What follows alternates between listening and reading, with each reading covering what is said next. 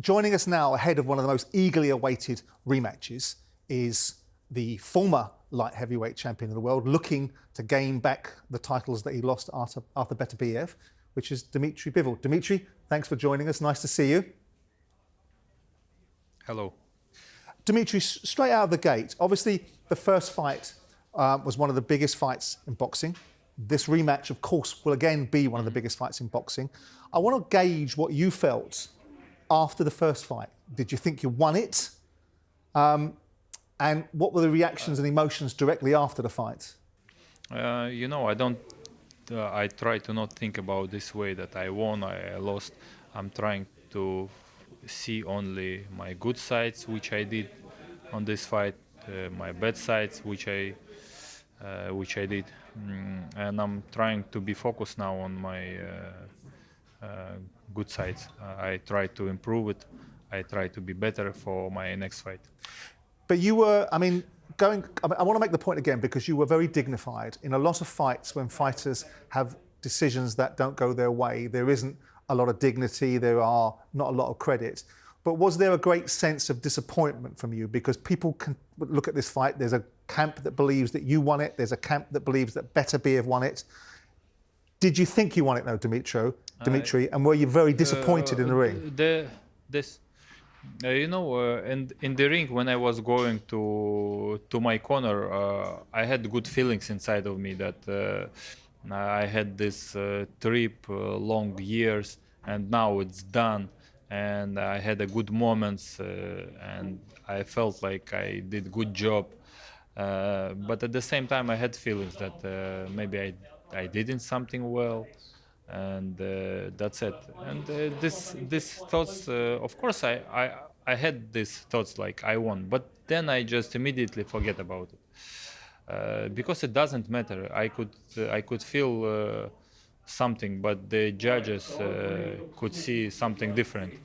And now it's just I don't want to talk about it judges, decisions, and all of it. I have another chance, and I'm happy that Turki Alalshikh gave it to me, this chance, and he gave it to boxing fans also, because I see that boxing fans wants to see this fight again. Yeah, Dmitry, I think there was a high boxing IQ in that contest, and it was, there was mixed feelings on who people felt won the fight. Was it the aggression of Beterbiev? Was it, the technical boxing of yourself? I'm going to ask you, what have you learned about Beterbiev that you didn't know before the first fight? To be honest, everything what was in the ring, I expect before, yeah. And now I learn about myself something, yeah, which I don't want to talk about, because only after my second fight we will talk. And about Beterbiev, I thought he will use his power. He used it. I knew that he will push me. He will move forward a lot. He did it. It just that feelings which you had against such opponent. You can expect something, but when you went through it, it's something different. Yeah, Dmitry, talk to me a little bit about your training camp, and what you've had to change in this training camp. Have you changed anything in this training camp from the first one? Because, like I say, technically, you was pretty spot on. What differences will you have to make? Yeah, of course. I changed something. My team changed something. We add something. More like adding, not changing. Dmitry, you talk about learning lessons, and we all learn lessons in life from experiences. Now, this was a situation where you lose your first fight. You lose it on a great stage. What kind of lessons do you learn from yourself in that situation? What have you taken from that first defeat, whether you think you lost or you didn't? I just need to be. I just need to throw more punches. I need to throw more punches first, yeah, and I have to be focused all 12 rounds, which I did, but I have to work more actions. This is what I learned. Do you, I mean, the big question about you is over the years, people have watched you and become acutely conscious of how good a fighter you are. When we saw you fight Craig Richards back in the day, people felt that Craig Richards could have imposed himself more in that fight and might have had a better opportunity if he'd have been a bit bolder. And then we saw you against Canelo Alvarez and the world changed, not necessarily through your eyes, but through other people's eyes. But the big question about you with Beterbiev, Dmitry, is about punch power and the ability to be able to back him up and stop him from imposing himself in the way that possibly he's done on most of his opponents. Do you think you've got the punch power to be able to deal with him? And do you think you need to stop him to win this fight? I think that I have to create more successful moments to win him. I had these moments in the first fight, but I just need to create much more moments like this. And about power, I feel that I have enough power to stop any boxer in my weight division. It's enough power. It's just about to deliver this punching powers. Dmitry, we've got powers punching. Sorry, Dmitry, we've got Josh Buatsi in the studio, who apparently in previous opportunities had an opportunity to fight you, but now we're talking about Josh in the studio having an opportunity to address you. Josh, I think you want to talk to Dmitry and add your 2 pence into this conversation. I think there's not much to say. I know he's preparing for a rematch, a big rematch. The best man will win, and I look to fight who's next. Nothing personal to him or to Beterbiev. A message to deliver, there's nothing. The better man will win, and I hope I'm next. If you have an opportunity, Josh, and I'm sure you'll get one, who would you prefer to fight, Dmitry, or would you prefer to fight Artur? I don't have a preference. It's more of who's going to have the belts. I think both men have shown that they have good attributes. If you go for Beterbiev, you know what to expect. If you go for Bivol, you know what to expect. But it's more of who's going to have the belts. So good luck to both men on the weekend. Dmitry, I want to ask you a question off the back of that, actually. I mean, we know that Joshua Buatsi, Callum Smith boxed on the undercard of this great event on the 22nd of February. If Joshua Buatsi comes through against Callum Smith, you come through against Artur Beterbiev, is Buatsi next? You know, I'm focused only on my fight. I don't think about who I gonna fight next, and I just don't care about it. I can fight any fighter in my weight division. Doesn't matter who. Callum Smith, Joshua Buatsi, doesn't matter. But I'm focused on my fight now. Dmitry, listen, thank you very much for joining us. There's a great deal of respect from all of us in the studio about the way that you conduct yourself, and good luck on February the 22nd. Yeah.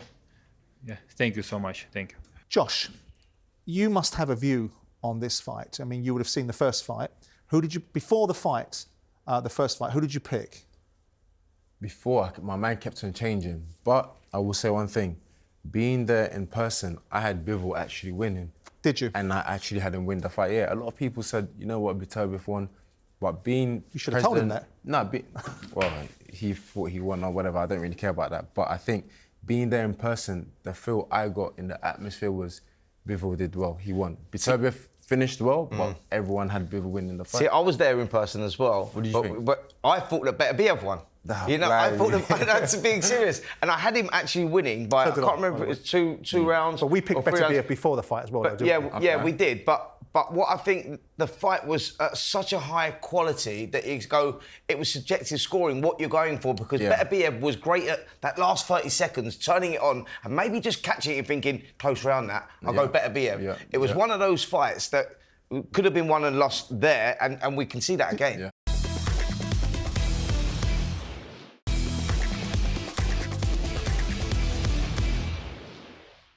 Right, let's get back to Turkey's wish list, and one that's been reverberating for some time and has a lot of British interest, which is Conor Benn and Chris Eubank Jr.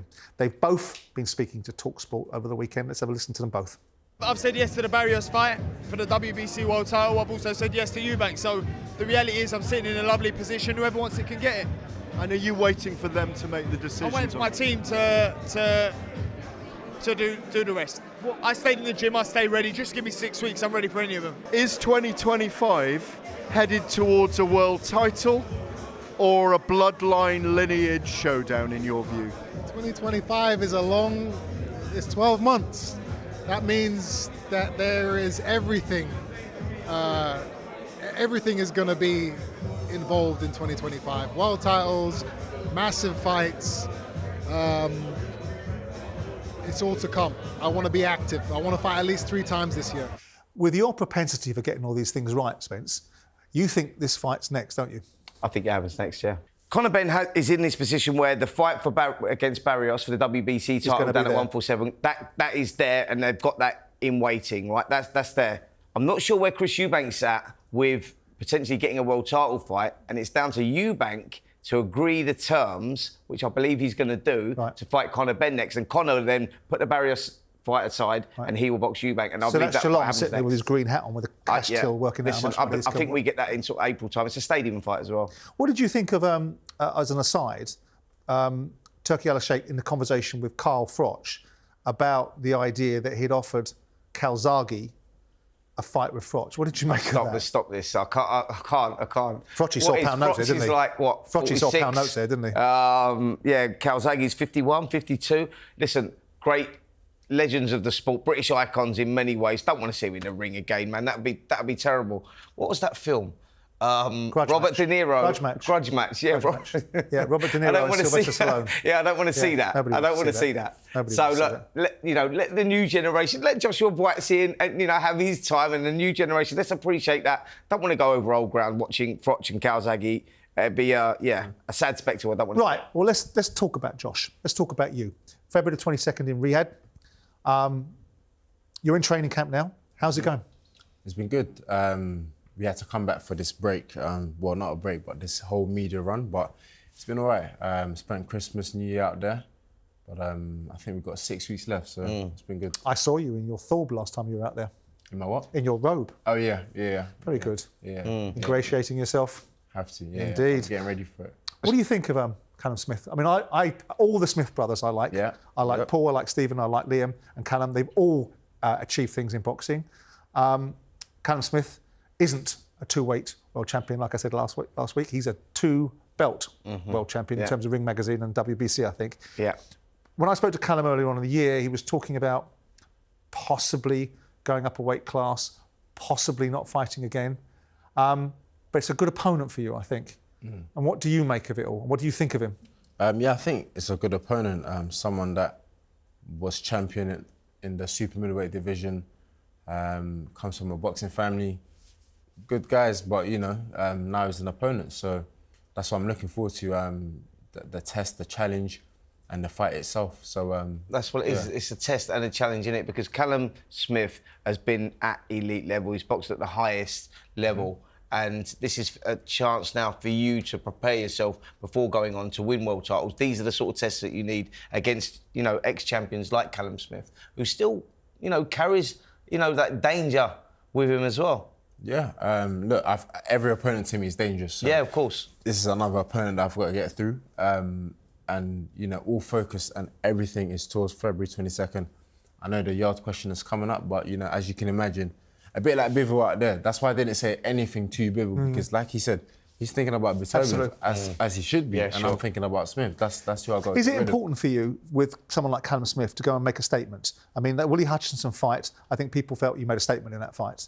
I think eventually, after a difficult fight with Dan Aziz, you made the statement. Right? So for you, when you go into a fight like the February 22nd fight card, you're at the bottom of the bill, but it doesn't matter. You're on this bill, but notwithstanding it, do you feel the pressure to be able to go in there because you've got Turki Alalshikh sitting across the apron, looking across the canvas at you, wanting to potentially support people's careers, and you being in a situation where the next fight out for you is a meaningful fight in terms of perhaps a world title shot? Is it important to make a statement, or do you just go, I've got to get the job done? I don't care how I do it, I've got to get the job done? Simon, most importantly, if you don't get the job done, then the rest is academic. Yeah, you can't have these conversations. So it is to get the job done. Yes, there's the pressures of whoever's around, but there's also the pressures from my coaches. Yeah.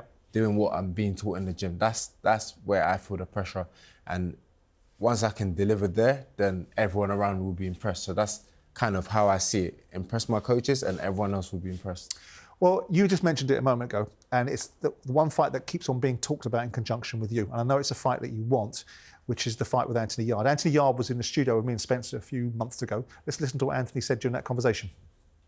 I've said it openly, you know, different promoters can approach me or whatever the case is. Yeah. But then these fights are not happening. They're taking other routes. I've spoken to Buatsi personally.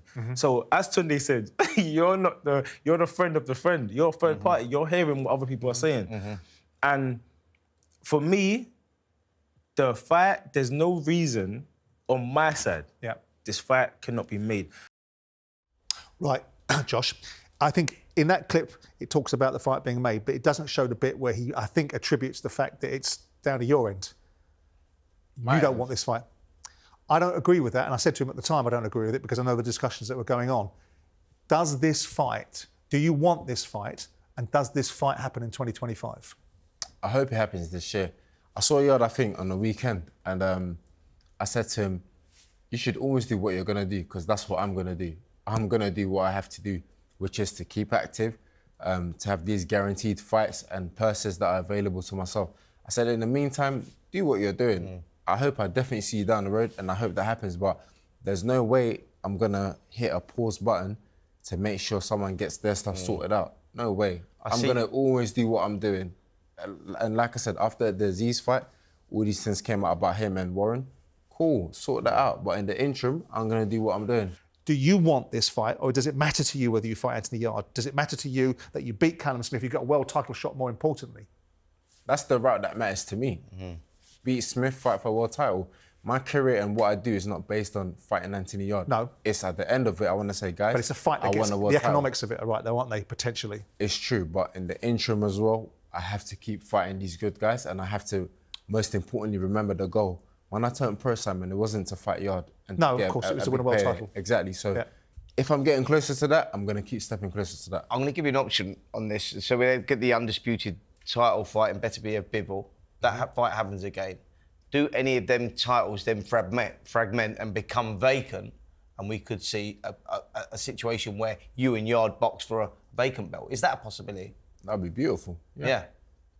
That'd be beautiful. Is your brief, final question for you on this, because this is about you, is your brief and your instruction to your promoter, subject to you winning Callum Smith, which obviously you believe you will win, is your brief to the promoter that you have in situ at this moment in time, which is Ben Shalom, get me a world title shot in 2025, I expect to be fighting for a world title? That's what End it of is. discussion. End of discussion. Right, well, that's something for us to look forward to. Right, that's it for episode 103 of Talk Boxing with Simon Jordan and Spencer Oliver. Thanks, Spence and Josh. Thanks for joining us. Good luck on February the 22nd. Thank you very much. And we'll see you guys next time we're out.